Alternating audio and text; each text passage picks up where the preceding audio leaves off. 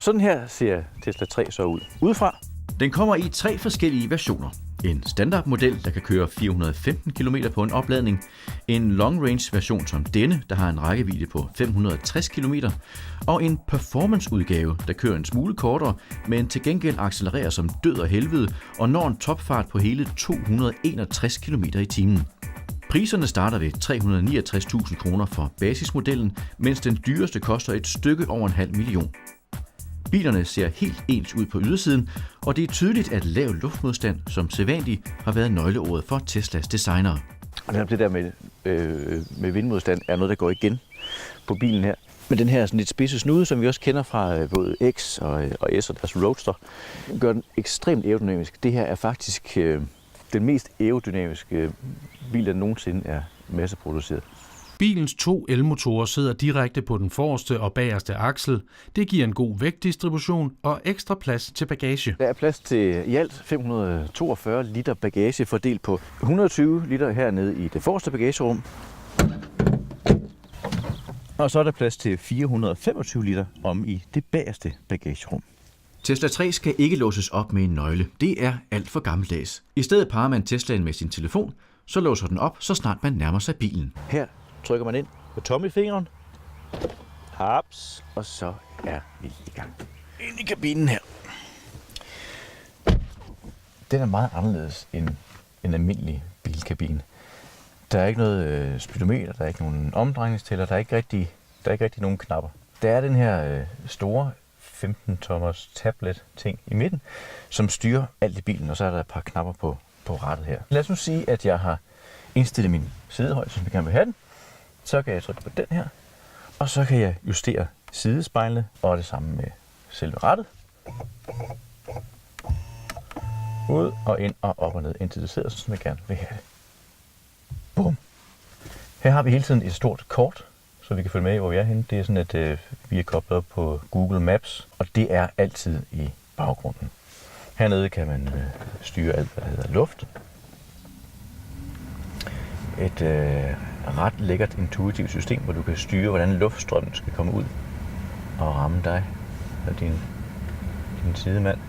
Federe end noget andet, jeg nogensinde har set i en bil. Ellers så er det her, det er jo premium udgaven. Der er sædevarme her i alle 5 sæder. Ja, alle 5. Også i det lille midterste bagsæde der. Så er den forholdsvis god plads, når man først er kommet ind. I hvert fald her foran. Skal vi prøve at hoppe om bag og se, om man kan være der som voksen? Ja. I bagdøren, ja. Det er jo sådan nogle frameless større, sådan lidt sporty coupé-agtigt. Og ind på bagsædet. Nu har vi kørt forsædet lidt frem, så nu er det faktisk helt rimeligt med benplads. Hvis jeg rykker herover, hvor jeg selv sidder, jeg er i knap 91. Og ikke voldsomt meget plads. Så 2 gange 91 vil nok føle sig en lille bitte smule klemt. Heller ikke så vanvittigt meget plads til hovedet her. Og det skyldes jo selve buen på bilen, når den er så aerodynamisk. Men igen, hæderligt, hvis man er et barn eller et ungt menneske, som ikke er 2 meter høj og har brugt tid på at sætte højt hår. Glastag er standard på den her. Man kan simpelthen ikke få bilen uden glastag. Og det er med alle mulige filtre i, som beskytter en mod UV-stråling og den slags. Jamen er det ikke skønt? Skal vi ikke prøve at køre en tur ind? Det synes jeg næsten. Der er jo ikke nogen nøgle til at lukke bilen op med, og der er ikke nogen knap, man trykker på. Når man sætter sig ind, så er bilen tændt. Så det er egentlig bare at trykke bremsepedalen ned, og så heroppe sidder gearvælgeren, gearstangen til automatgearet. Tryk ned 1 gang, så er man i drive. Når man så trykker på speederen, så sker det vidunderlige, at man kører fremad. Skal vi tjekke, om bremserne virker? Ja, tak. Det gjorde de. Godt. Med velafprøvet bremsepedal er vi klar til at kaste os ud på de midtjyske landeveje. Det er en fornøjelse at køre i en elektrisk drevet bil, og Tesla er bestemt ingen undtagelse. Ikke kun fordi den er støjsvag og giver en god samvittighed, men det lave tyngdepunkt og den øjeblikkelige respons fra elmotorerne gør, at bilen ligger ualmindeligt godt på vejen. Batteriet er på 75 kW, den officielle rækkevidde er 560 km, og de 2 motorer yder i alt 258 kW, hvilket svarer til ca. 350 hestekræfter. Tesla 3 er udstyret med 12 sensorer og 8 kameraer. De holder øje med vejen og med den øvrige trafik. Bilen er forberedt til at blive fuldt selvkørende, når software og lovgivning tillader det, men man får allerede nu en idé om, hvordan det kommer til at blive. Så, nu slipper du rattet. Nu slipper jeg rattet. Og så kører vi. Oh my god. Vi nærmer os et sving.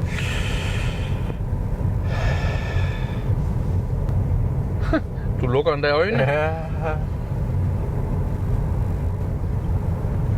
Jeg skal selvfølgelig i princippet røre ved rattet, men det fungerer. Men jeg synes, vi skal prøve det lidt senere på motorvejen. Ja. Fordi der har nogle forskellige vanvittige funktioner med, at den, hvis man skal overhale den, altså, den vil gerne holde farten, og så beder den en om at lige blinke ud, så den kan få lov at overhale sig igen. Det skal vi prøve. Fordi funktionerne er så vanvittige, bytter vi plads og kører ud på motorvejen. Her kan vi konstatere, at det trods alt kræver en anelse tilvænning at få den automatiske overhalingsfunktion til at fungere helt efter bogen. Blink til venstre. Det skulle den gerne bede om, ja. Jeg skal lige vente til, der ikke kommer nogen bagfra. Jamen det burde den faktisk selv kunne holde øje med. Nå. Men jeg har jo ikke sat den til nogen hastighed. Det kan den selv finde ud af, for den ved jo, at her må man køre 130, så derfor kan den se, det der er skilt på 130. Skal jeg holde ved rattet, eller skal jeg ikke? Du skal bare have en hånd på rattet, du må ikke styre. Der er mange, der synes, det er fedt at køre bagved os lige nu. Men til sidst lykkes det. Gør den det selv? Ja. Gør den det selv! Overhaler den selv! Er det ikke lidt farligt med det der skærm? Ja, Eller hvad? ja og nej, altså det er jeg ikke sikker på, det er.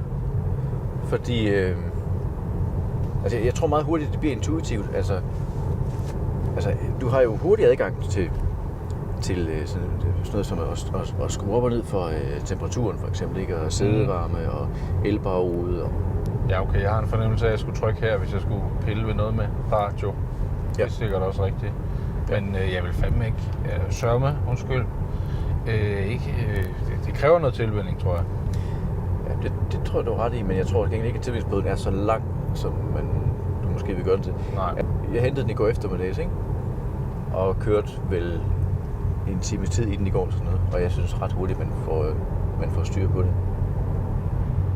Når alle funktionerne i bilen er rykket ind på skærmen i midten, er det en smart feature, at Model 3 kommer med integreret stemmestyring. Nu har vi jo kørt lidt rundt, og vi har filmet lidt og sådan noget. Vi er vel sådan lidt småsultne.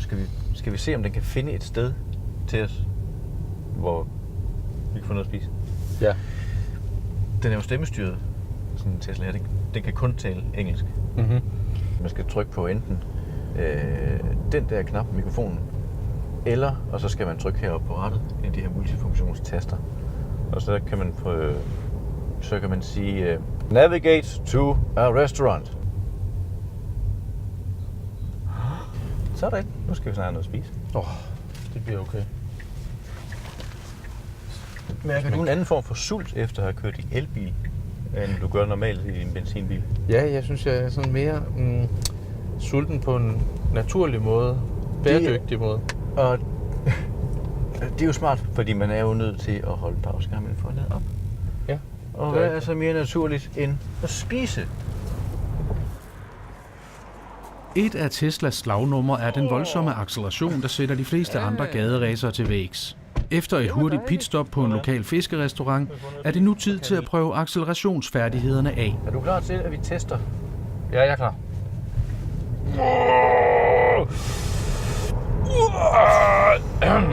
Lakserulle. Revisited. Vores testbil er long range udgaven, hvor rækkevidde er prioriteret højere end topfart. Den klarer 0-100 på kun 4,6 sekunder. Det er helt vanvittigt. Det er en bil til omkring 400.000, ikke? Mm-hmm. Familiebil. Alene det her er grund nok for mig til, at jeg vil have sådan en. Det er jo helt vildt fedt. Det er helt absurd. Men hvor mange gange tror du, man vil... Altså, hvor tit tror du, man vil gøre det? Hvis nu købte en Tesla, hvor tit vil man så lave sådan en fuldstændig sindssyg acceleration? Det æder også noget batteriet, selvfølgelig. En gang om dagen i hvert fald. Altså i hvert fald hver gang man havde en med i bilen, som ikke havde prøvet at køre Tesla før. Ja. Og som ikke lige havde spist. Ja. Der er også en funktion for øvrigt, hvor man kan sige, at den der acceleration skal være lidt mere chill. Nå. Så den ikke bliver helt, men altså det har ikke slået til. Nej, du må godt lige vente med at gøre det igen, fordi nu synes jeg faktisk, jeg begynder at få det ægte dårligt. Ja, men at sætte sådan en langsom accelerationsfunktion til, Mm-hmm. En Tesla, det er jo lidt som... Også for at spare lidt på batteriet måske og sådan noget. men det er også lidt som at sætte et par Camille Ullhors slippers på også i Osborne, er det ikke det? Er det sådan lidt? Jo, måske lidt. Tesla er heldigvis ikke specielt tykket af selvhøjtidelighed. Det er tydeligt, at det skal være sjovt at køre. Nogle af bilens features er simpelthen direkte fjandede. Ja. Der er en parkeringsplads. Skal jeg ikke lige prøve at køre lidt? Tesla er kendt for at gemme små påskeæg i bilens software. Det er halvskjulte funktioner, der kan sætte et ekstra gas på køreturen. Gør klar til at blinke. Ej, Ole, det er ærligt. Ej, hvor Det er faktisk en helt ny Tesla, du kan ikke sidde og bruge det. Hvad er det? Det er også noget, man ikke ser i ret mange andre biler. I hvert fald kun analog. Det du siger, der sker, det er, at når man blinker, så laver den pruttelyd, eller hvad? Mm-hmm. Du kan også trykke på den knap derovre, tror jeg. Den? Ja, prøv. Nej, hvor åndssvagt. Hvad sker der? Helt ærligt, Elon. Som med alle andre elbiler skal der strøm på, og på en Tesla 3 sidder stikkontakten i bagerste venstre side, så der skal bakkes ind til opladeren. Ups. Ja, yeah. Det virker. Og som man kan se, det er sådan en meget, meget almindelig stik. Det her op, og så er der sådan den her ekstra dimmer nedenunder, som er den, der betyder, at man kan supercharge enten på Teslas ladesystemer eller på de nye supercharger eller hurtigladere, som kommer op flere og flere steder. Vi skal have en sådan en fælder her, ikke? Sådan en bammerdreng, den største vi kan finde. Bim, bam, bum. Tilslut til bil. Ja tak. Får du det her? Du tror jeg får det. Sådan, og så går man ellers over. Sådan. Den har markeret, har opdaget dig. Og så kører det ellers. Og så lader vi.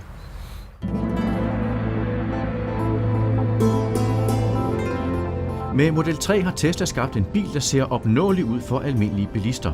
Og meget tyder på, at den også har markedet med sig. Men er det så en rigtig folkebil? Måske ikke helt endnu.